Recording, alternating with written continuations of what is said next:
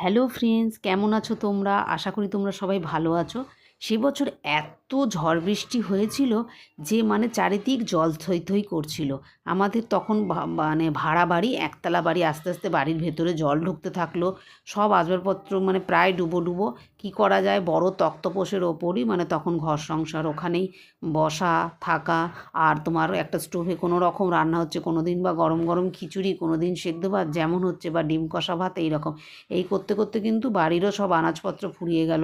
বাজারও তখন যাওয়ার উপায় নেই। আর বাড়ির উঠোন, মাঠ ঘাট, নালা নর্দমা সব এক হয়ে গেছে। তাই প্রচুর মাছ ওই বাড়ির উঠোনে ঢুকতে লাগলো। তো যারা এরকম চোখের সামনে মাছ পাবে ওই সময়, তো ধরা গেলে ধরবে, তো প্রত্যেকেই গামছা দিয়ে ধরছিল। আমরাও গামছা দিয়ে মাছ ধরে তেলাপিয়া, কই, এই টাইপের মাছ, আরও অনেক রকম। আর হচ্ছে গিয়ে ব্যাঙও দেখা যাচ্ছে, সাপও দেখা যাচ্ছে। রীতিমতো ভয়ে দিন কাটানো হচ্ছে। সাপ তো বেয়ে বেয়ে চৌকিতে উঠে যাবে, এই রকম ব্যাপার। দিয়ে কি করা হলো, এবার যারা যেটা খায়, এই বান কুচে এইসব মাছের নাম শুনেছো নিশ্চয়ই। যারা এইগুলো খায় তারা কিন্তু পেলে এইগুলোও নিচ্ছিল। তো এই রকমই বান কুচে মাছ নিয়ে গেছে। সঙ্গে মনে হচ্ছে ভুল করে সাপও ছিল। পরে জানি ঘটনাটা কী ছিল জানি না, কিন্তু খেয়ে মানুষ অসুস্থ হয়েছিল। জিনিসটা শুনে খুবই খারাপ লেগেছিল, আমাদের আশেপাশেরই ঘটনা। তো সেই সময় তারপরে মানুষ বাড়িতে মাছ পেলেও ভয়ে খাচ্ছিল না। এবার বলাও হচ্ছিল একটু রেডিওতে যে ওই জল দূষণ হয়ে গেছে, ওই মাছগুলো না খেতে। মানুষ সেদ্ধ ভাত খাচ্ছিল, নুন ভাত খাচ্ছিল, তাও কিন্তু আর মাছ ধরে খাচ্ছিল না। আবার যাদের অনেকের সাহস ছিল, খাচ্ছিল। হ্যাঁ, তো এইরকম জল এতটাই বেড়ে গিয়েছিল। অনেক বাবা অফিসে গিয়েছিলেন, বাবা অফিস থেকেও আর ফিরতে পারছিলেন না। সবাই অফিসের উঁচু উঁচু কাঠের টুলে, কেউ তো আলমারির ওপরই 2-2.5 দিন কাটিয়েছিল। তারপরে সরকারের তরফ থেকে প্রত্যেককে রেস্কিউ করে বাড়িতে পাঠানোর ব্যবস্থা হয়। এটা 2-4 দিন এইভাবে চলেছিল। সে যে কি বিভীষিকা অবস্থা। তারপরে আস্তে আস্তে ঝড় বৃষ্টি কমে গেলো। জলের যে দাপট, সেটা তো একভাবে কমে যায় না। আর এত জল হয়েছিল, সেগুলো যাবেই বা কোথা দিয়ে। তো এইরকম প্রাকৃতিক দুর্যোগ ভীষণই খারাপ। সেটা 10 বছর আগেও যেরকম ছিল, এখনও তাই।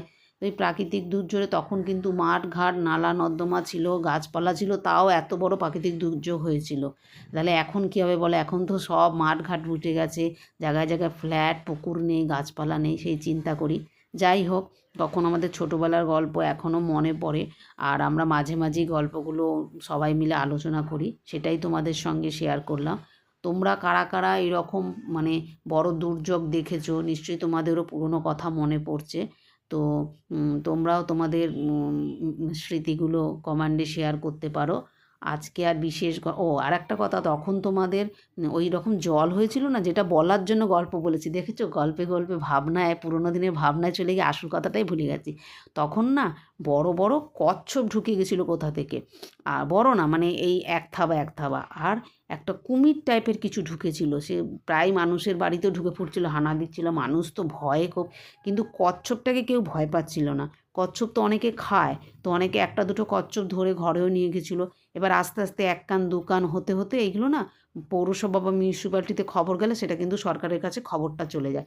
ওই কুমির টাইপের জিনিসটাকে ধরতে আমরা তখন খুব ছোট, খুব আনন্দ পাচ্ছি যে বাইরে থেকে কে লোক এসছে, অনেক রকম সেই বস্তা হাতে লম্বা একটা কিছু নিয়ে। ওই কুমির না, ওটা ছিল ঘড়িয়াল। ওই ঘড়িয়াল আর ওই কচ্ছপ, কিছু বিরল প্রজাতির কচ্ছপ ঢুকে পড়েছিল। সেইগুলোকে কিন্তু ধরে নিয়ে গেছিলো, আজও মনে আছে কচ্ছপ। আর কচ্ছপটা এত সুন্দর ছিল, একটু গোল্ডেন গোল্ডেন ব্যাপার ছিল।